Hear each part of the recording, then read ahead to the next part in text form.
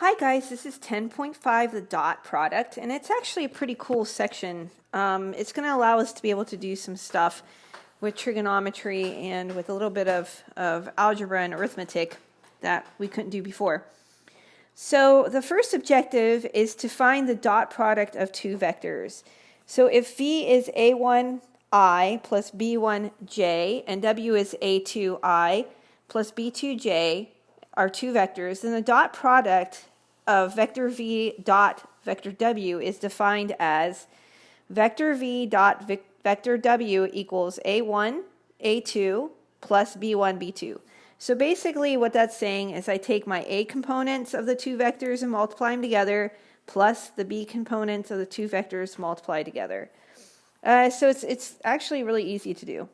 So the dot product is sometimes also called the scalar product. So you might see that terminology at some point in the future. And there's some properties that the dot product follows. So the first property is the commutative property. Remember, commutative just means I change the order and I get the same result. So U dot V is the same result as V dot U. There's also the distributive property. U dot in parentheses V plus W in parentheses equals U dot V plus U dot W. So what we can do is we can distribute whatever's outside the parentheses over addition. We also have the property that V dot V, so if I dot the vector times, or I shouldn't say times, if I take the vector, dot it by itself, then we get the magnitude of V squared. So, this is the magnitude of V squared. So you can pick to either take the magnitude of V and then square that or dot it. And the other thing that we want to see here is 0 dot V equals 0. So 0 times anything zeros it out. So let's go ahead and do a little example kind of showing these properties. For part A, it says we have V dot W. Remember, I'm going to take the A components and multiply them together plus the B components and multiply those together. So A1 of vector V is 2. A2 of vector W is 5. Plus the B component of vector V is negative 3.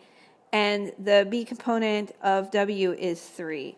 So I get 10 minus 9, which equals 1. All right, I'm going to put B below it. B says, I want you to find the vector V dot vector W.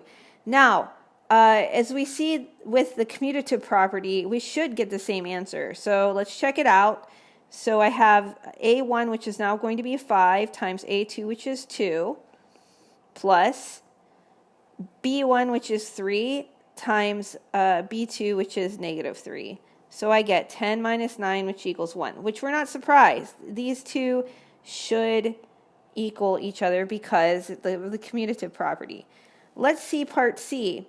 Part C says take V dot V. All right, so the A component of V is 2, so this becomes 2 times 2, plus the B component of V is negative 3 times negative 3. And I just want to point this out. Can't I, write this as 2 squared times negative 3 squared? That's the same thing, right? So when I do that, I get 4 plus 9, which equals 13.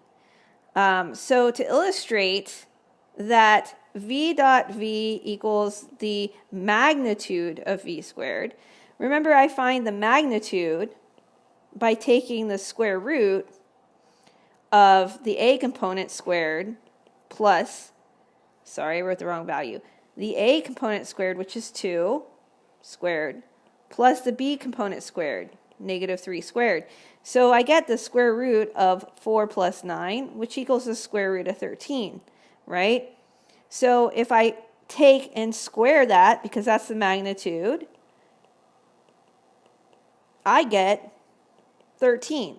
That's the same answer as V dot V. So you can pick your poison. If you want to dot a vector times itself, you can either take the magnitude and square it or just take V dot V, whichever you think is easier. So I just wanted to illustrate that I get the same result there. Okay, so let's go ahead on to D. D tells us to dot W. So once again, you have your choice of either taking the magnitude and squaring it or just taking the dot product of the two. So what I'm going to do is take 5 times 5 plus 3 times 3, and I get 25 plus 9, which equals 34. All right, part E tells us to take the magnitude of V. Well, I already did that. I did that in part C, and I'll just highlight it. But here it is. So just to be clear, we took the square root of 2 squared plus negative 3 squared. And this became 4 plus 9, which is square root of 13. All right, and then F. Take the magnitude of W, so take the square root of 5 squared plus 3 squared. Square root of 25 plus 9 equals the square root of 34.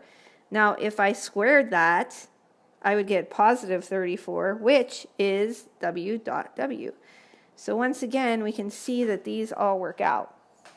All right, let's check out the next objective. Find the angle between two vectors. Okay, now to find the dot, one use of the dot product, this allows us to be able to find an angle between two vectors, which just could become very, very useful, especially in physics, because if you don't know the angle, you can find it if you know the two vectors. So the formula says if vector u and vector v are two non-zero vectors, the angle theta, where theta is a value between 0 and pi, is determined by the formula cosine theta equals u dot v over the magnitude of u times the magnitude of v.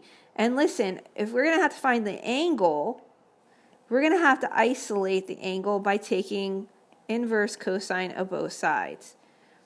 So we're going to use this formula to find the particular angle. Now, I want you to look at this just for a second.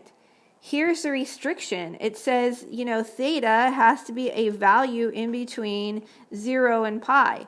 And the reason why is because with inverse cosine, the range is 0 to pi. Do you guys remember that? Hopefully you do, because that is what we're going to use to be able to do that. So basically, this formula will give you an angle between either quadrant 1 or quadrant 2. So let's check out this next example. Find an angle theta between u equaling 4i minus 3j and v equaling 2i plus 5j. So I got to use a formula. So I'm just going to write this up again. The formula is let me erase that for a sec. The formula is theta equals the inverse cosine of u dot v over the magnitude of u times the magnitude of v. Okay, so first we are going to find u dot v. Okay, to find u dot v, you take the 8 components and multiply them together. So that becomes u dot v becomes 4 times 2 plus negative 3 times 5. And when I do that, u dot v equals 8 minus 15. 8 minus 15 is negative 7. All right, now, second step. We got to find the magnitude of u and the magnitude of v. So the magnitude of u, I get 4 squared plus negative 3 squared. So 4 squared is 16 plus 9. This is square root of 25, which is going to equal just 5.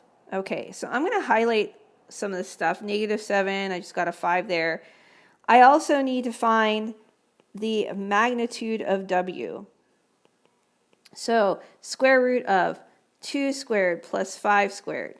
So square root of 4 plus 25 equals the square root of 29. So let me go ahead and highlight that. So now we got to put the pieces together. So theta equals inverse cosine of negative 7 over 5 times the square root of 29. So I need to put that in my calculator and find out what that is. So when I place this in my calculator, I got 105 degrees, 0.1. So 105.1 degrees was the angle between those two values. And this makes sense because I'm taking inverse cosine of a negative value. Remember that cosine is going to be negative in quadrant 2. Okay, so let's go ahead and check out this next one. Determine whether two vectors are parallel. So this is kind of cool as well. I can figure out if vectors are either parallel or orthogonal. Orthogonal is another name for perpendicular. But we don't call vectors perpendicular, we call them orthogonal. So let's check this out. Two vectors, v and w, are said to be parallel if there is a non-zero scalar theta, so that v equals alpha, I meant to say, I'm sorry, I said theta there, but alpha w. So what does that mean? That means if, I have vector v, let's say it's, I plus j, and then vector w is 3i plus 3j. The scalar multiple of this, or what I can factor out of it, is a 3, right? So if I can factor out a value and get the same value for the other vector, then it is parallel. And if you find the angle between the two, so if you use that formula, theta equals inverse cosine of v dot w over the magnitude of v times the magnitude of w, you can also find out that if it is parallel, that angle is going to be either 0 or pi. So now that leads us to objective 4, which says determine whether two vectors are orthogonal. Remember I said orthogonal is like thinking of them as being perpendicular. Okay, so if an angle between two non-zero vectors v and w is pi over 2, then the vector v and w are called orthogonal. So once again, orthogonal, think of that as perpendicular. So I don't know if you remember when you learned about perpendicular lines, but perpendicular lines are 90 degrees from each other.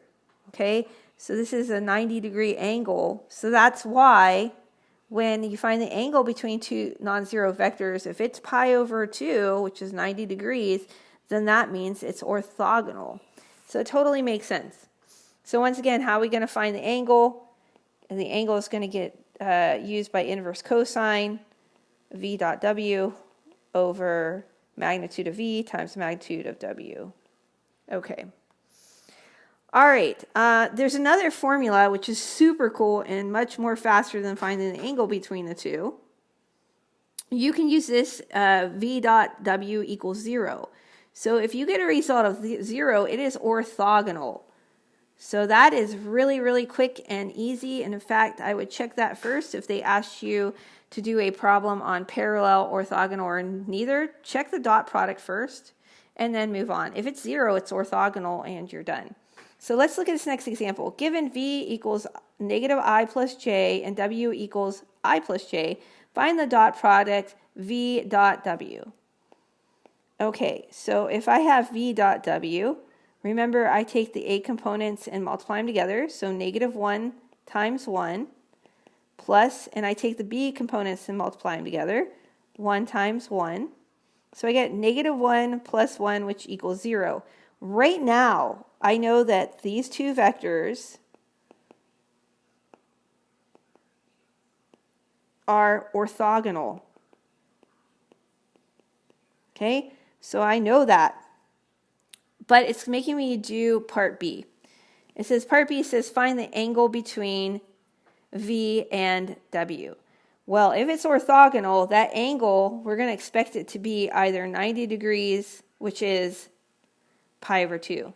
Okay, so pi over 2 or 90 degrees, okay? So let's go ahead and do that. We're going to use the formula theta equals inverse cosine of v dot w over the magnitude of w times the magnitude of v, which I said that backwards, but same difference.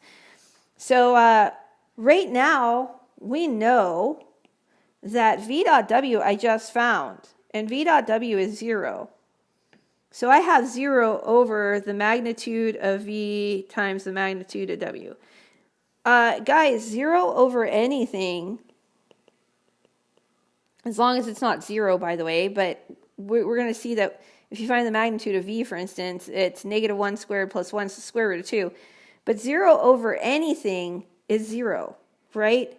So we can take that step and not find the magnitude of v or the magnitude of w, because I know those are going to be real values. So 0 over any real value is 0. So the basic question here is, what's the inverse cosine of 0? Or what angle gives me the value of 0? And that angle is 90 degrees. Or pi over 2. Therefore, that checks out, that it's orthogonal. So once again, I'm going to put part C here. We found the angle between the two. We expected it to be 90 degrees, and it is. So once again, you can pick to find orthogonal vectors very easy, just dot product v times w, and it makes sense in the formula to find the angle between the two, because now your numerator is 0. Anything 0 divided by anything is 0. And that's it. So I think that's it. Let me just double check. Nope, I lied to you. Sorry about that. That's not it. Spoiler. So objective 4, decompose a vector into two orthogonal vectors. So we're going to get a vector that is going to be parallel and a vector that's orthogonal, and this is helpful when you do physics problems. So if vector v and vector w are two non-zero vectors, the vector projection of vector v onto vector w is given by v1 equals the dot product of v dot w over the magnitude of w squared times the vector w. Now that's going to give you the parallel vector to w. Okay, so that's what that formula is for, parallel vector to w. Then we have another formula, which is v2, and v2 is going to give you the orthogonal vector to w. So v2 can be found by taking the original vector, v, minus whatever you find for v1. And once again, this gives me the orthogonal vector to w, okay? So let's go ahead and do this last example. Find the vector projection of v equals I plus 3j onto w, I plus j. Decompose v into two vectors, v1 and v2, where v1 is parallel and where v1 is parallel to w and v2 is orthogonal to w. All right, guys, so we got to use that formula. I got to find v1 first, so I'm going to put a little 1 here. I find v1 by taking the dot product of v dot w, taking the magnitude of w and squaring it, and then multiplying that by the vector w. So we got to find v dot w first. So v dot w. So I take the a components and multiply them together. So it's going to be 1 times 1 plus the b components and multiply those together. So that's 3 times 1. 1 times 1 is 1 plus 3, which is 4. Okay, now I also need to find the magnitude of w, and then I'm going to have to square it. So the magnitude of w is the square root of the a component squared, which is 1, plus the b component squared, which is 1.